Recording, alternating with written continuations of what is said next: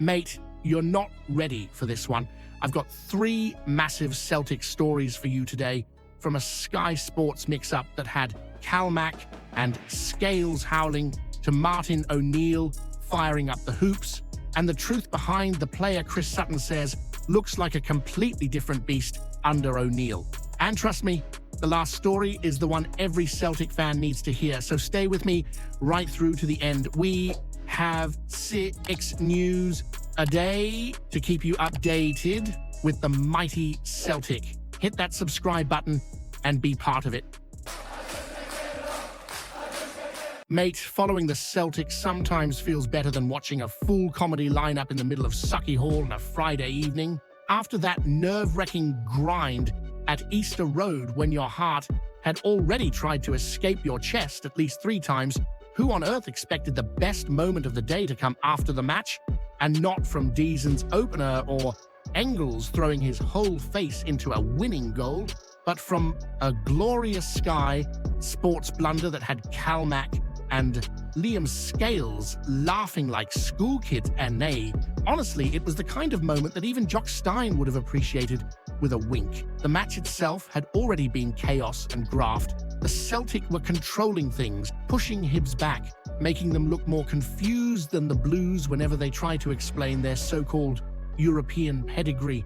Daizen smashes in the first, Engels flies in for the second with his forehead, eyebrows, and probably half his soul, and it looks settled until that VAR-inspired penalty that nobody with working eyes would ever award. Suddenly, the whole thing gets tense again, but the Celtic hold firm and take the points that matter.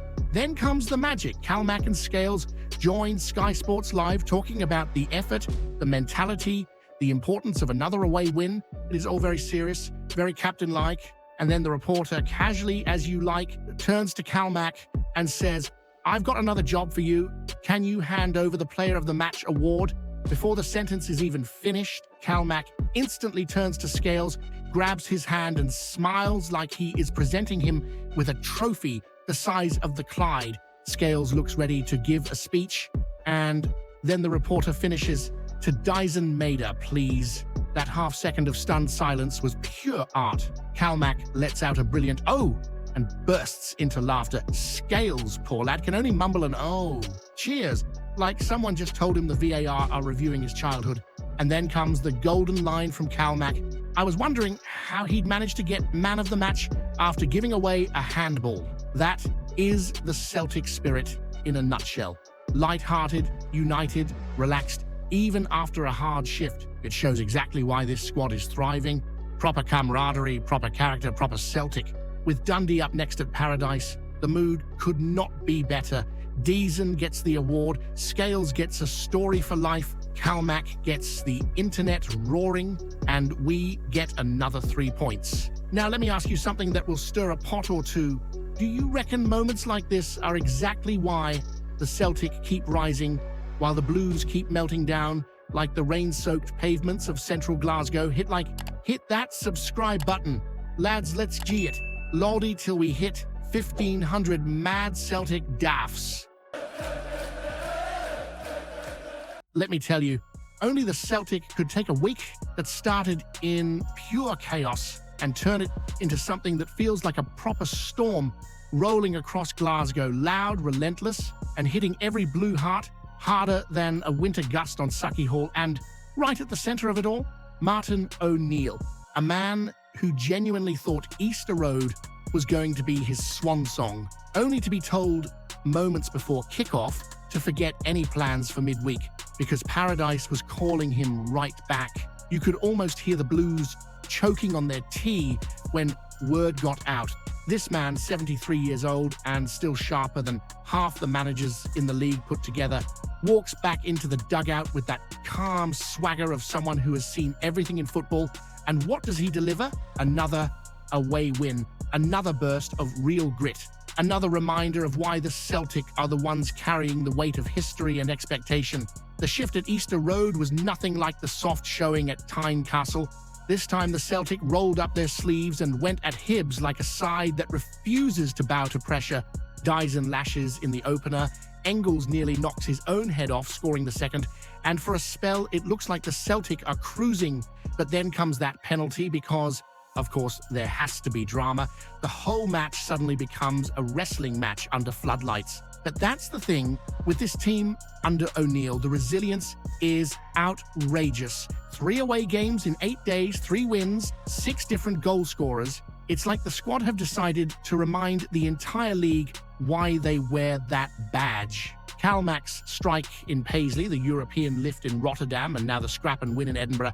Every single match has shown character, proper character, the kind of togetherness you can feel even from the telly screen. O'Neill himself said it, it's never comfortable, never easy, but the spirit inside that dressing room is special, and you can see why the board are in absolutely no hurry to swap him out while negotiations drag on with Wilfried Nancy. When momentum is rolling like this, you don't step in front of it unless you're desperate for trouble. And now Dundee come to paradise on Wednesday, under the lights, under the noise, under the full weight of a Celtic side that's building something again. You can feel it, the confidence, the unity, the refusal to blink. That's what O'Neill has tapped back into, that old Celtic belief. Now let me throw the fire starter at you, the one that'll get the comments exploding. Do you think keeping O'Neill in charge a bit longer would actually make the Celtics stronger than rushing in a new manager just to keep the Blues from pretending they're still relevant? Hit that subscribe button. Lads, let's G it loldy till we hit 1,500 mad Celtic daffs. Mate, let me tell you something straight from the heart of paradise. Reo Hatate is back, and not just back, he's playing like someone who's had the weight of the world lifted straight off his shoulders and booted halfway down Sucky Hall. Chris Sutton said it perfectly on Sky Sports, calling him a different player under Martin O'Neill, and honestly, you can't argue with a single word. Watching him at Easter Road, you could feel that spark again, that swagger, that wee burst of magic that makes you remember why, on his best day, he might just be the most naturally gifted player in the entire league. From the very first moment, you could see he wasn't hiding anymore. None of that hesitation, none of that heavy-legged football we were getting far too often under Brendan Rodgers. Instead, he's chasing lost causes, pressing like a terrier, forcing mistakes, and then delivering that perfect layoff for Daizen to tap in the opener. It was slick, sharp, confident, everything the Celtic fan has been desperate to see again. And Sutton's right. He looks like he's enjoying himself for the first time in ages. The numbers tell the same story. Passes zipped around with almost 90% accuracy, touches that actually look purposeful, and more involvement in dangerous areas than we've seen in months. But it's not just the stats, it's the body language. Hatate under Rodgers looked drained, like the joy had been coached right out of him. Under O'Neill, he looks like a lad who's been reminded who he is, what he can do, and what the Celtic badge demands of him. There's a freedom in the way he plays now, a confidence that spreads through the whole side. You can feel it. The Celtic are lifting, and you know the best part? This isn't happening in some comfy home fixture where everything goes our way. This was away at Easter Road in a match full of pressure, weird decisions, and moments where a weaker squad would crumble. But Hatate didn't fade. He grew into the game. It's like O'Neill's man management has flicked a switch, not just in him, but across the whole midfield. You look at the transformation and you can't help but think, this doesn't reflect well on Rodgers at all. There's no escaping it. The players look sharper, hungrier, more alive, and that is down to one man. Hatate is playing like someone who knows the Celtic are building momentum again. And when he's at this level, the champions of Scotland can take on absolutely anyone. This feels like the beginning of something, like the Celtic have finally found their rhythm again. Now here's the big question for you, the one that's going to split opinions right down the middle.